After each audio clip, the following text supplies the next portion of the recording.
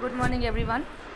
Once again, I am here with you with chapter 7, Importance of the Water. Yesterday, I have explained you about the importance of the water for the animals and for the plants. And today, I will explain you about the water availability in the nature.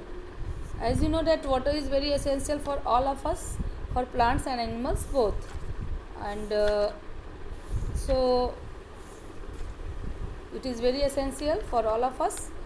And in the previous class you already read about the water, that 3/4 of the surface of the earth is covered by the water, covered with the water, and only a very small percentage, that is about 3% of it, only 3% of it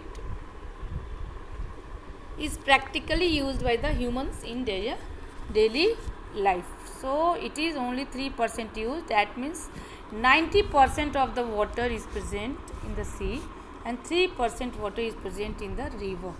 That means we use fresh water, and that are the waters which are present in the river, pond, lake and stream. Okay, so we use the groundwater, and about 90% of the water is present in the sea and oceans, and remaining 3%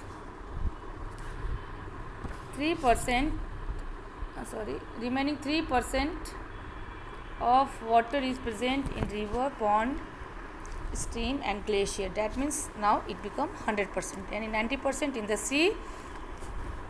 That means 90% in the sea and ocean, and plus 3% that is in the river, pond, lake, stream and glacier. That means total 100% water. Okay, so this is the ratio of the water which we can use, only 3% we can use. Okay, now the question is what is groundwater? As you know that a small part of the water from the earth surface seeps into the ground and gets trapped between the underground rock. Where? Between the underground rock. Okay, it gets trapped between the underground rock, and this water is called what? Groundwater. Okay, so the water which is trapped between the underground rock is called what? Groundwater. That means you will write the definition of the groundwater. That means water trapped between the underground rock. What? Water, see this, water trapped between underground rock. Okay, this is called what? Groundwater. So it is clear about the groundwater. So now you can write the definition of the groundwater. That is the water which is trapped with the underground rock is called groundwater. Now come to the ways. You come to the ways of drawing out groundwater. What are the ways? So that you can draw out the groundwater, and there are many ways. Number one is through the step well. See this diagram. This is step well, and now you will ask, ma'am, what is step well? So a step well is a well which has steps on all its sides. What will you write? Step well is a well. A well which has steps on all its sides. Okay, this is step well. So it is clear to you that step well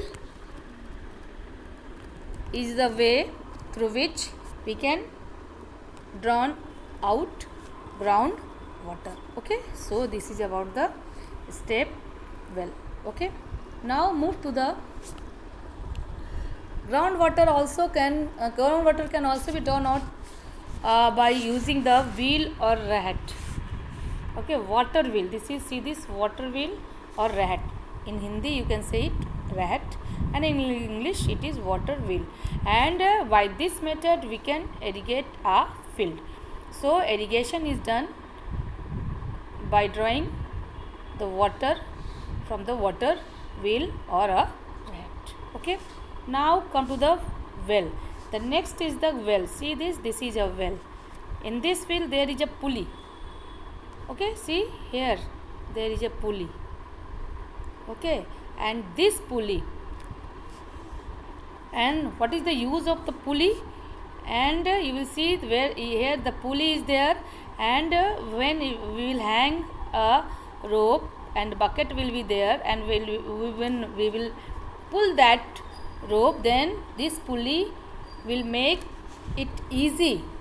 Okay, we can easily pull out the water. So we can easily draw out the water from the well by using a pulley. Okay, so this is about the well.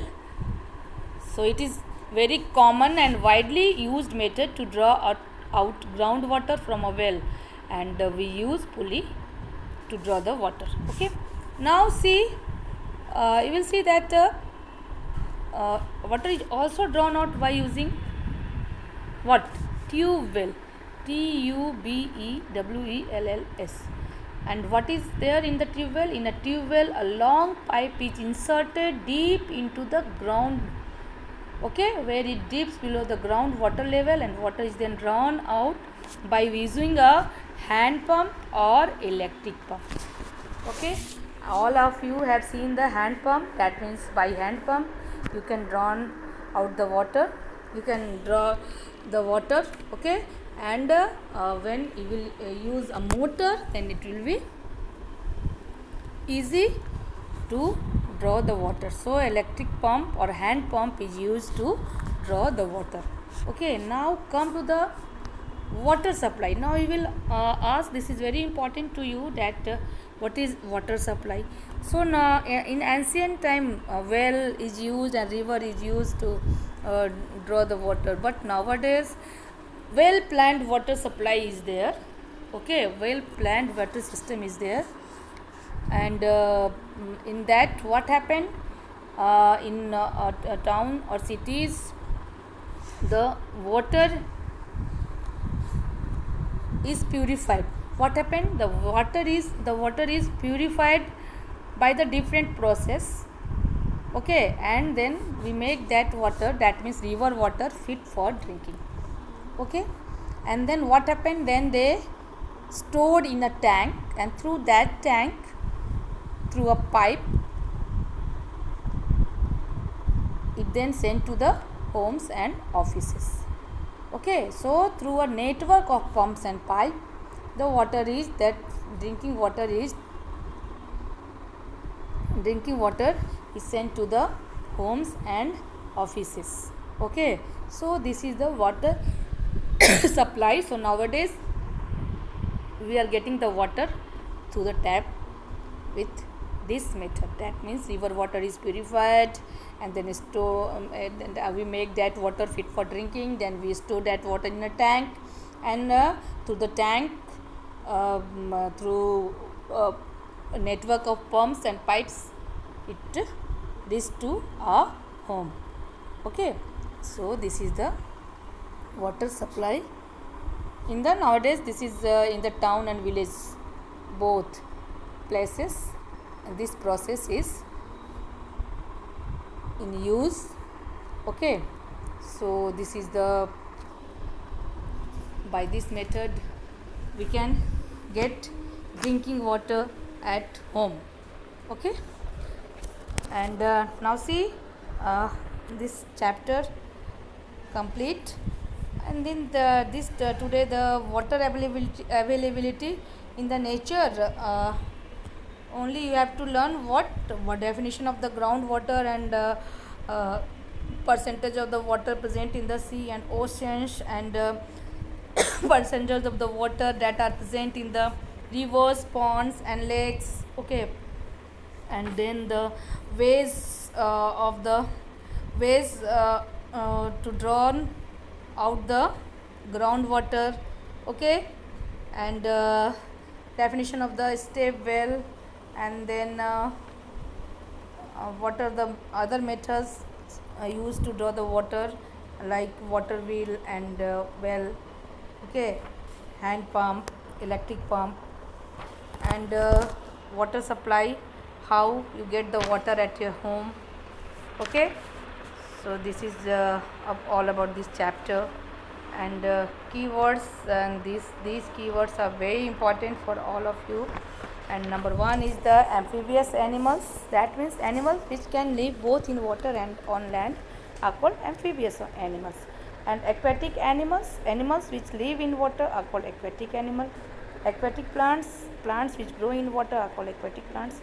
Groundwater, water which is trapped between underground rock is called groundwater. And step well, a well which has steps on all its sides is called step well. And listen one thing, that what you have to do, you have to learn the keywords, then you will write in your notebook. And now we'll start to do the question answer. Tomorrow I will give you the question answer of A, B and C. Okay, so you will learn and write the keywords.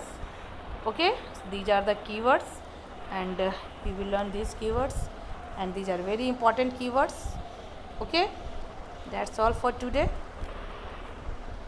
Do your work. Thank you.